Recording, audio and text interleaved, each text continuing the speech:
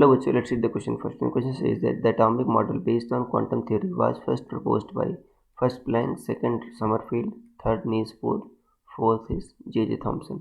सोचने से पहले आपको समझना होगा की कंसेप्ट क्या यूज हो रहा है इस केस में.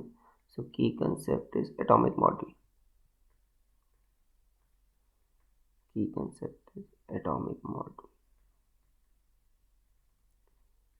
देखो, एटम के स्ट्रक्चर को समझने के लिए वेरियस साइंटिस्ट ने मॉडल दिए थे, उसको हम एटॉमिक मॉडल कहते हैं. सबसे पहले जे थॉमसन ने दिया था, फिर रदरफोर्ड ने दिया और फिर उसके बाद आए नील्स बोर. जो नील्स बोर थे उन्होंने बच्चों आपका क्वांटम मॉडल दिया था. क्वांटम मतलब बच्चों फिक्स आपकी स्टेट होगी. तो उन्होंने कहा था कि बच्चों रदरफोर्ड ने कहा था कि आपका जो इलेक्ट्रॉन होता है न्यूक्लियस चारों ओर ऑर्बिट्स में घूमता है.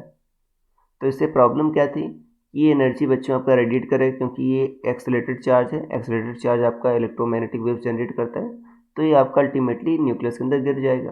नील्स बोर ने कहा था कि आपका हर किसी ऑर्बिट में मूव नहीं कर सकता इलेक्ट्रॉन, वो फिक्स एनर्जी स्टेट में मूव करता है, वो क्वांटाइज्ड ऑर्बिट में मूव करता है. और उन ऑर्बिट्स में जो एंगुलर मोमेंटम होता है बच्चों, वो आपका क्वांटाइज्ड रहता है. जो एंगुलर मोमेंटम MVR होता है वो होता है NH/2π. एन क्या है बच्चों, आपका क्वांटम नंबर है.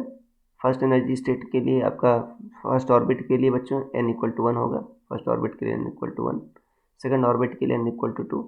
इस तरह होता है. तो एंगुलर मोमेंटम आपका क्वांटाइज्ड रहता है. इसी को आप क्वांटम थ्योरी भी कहते हो.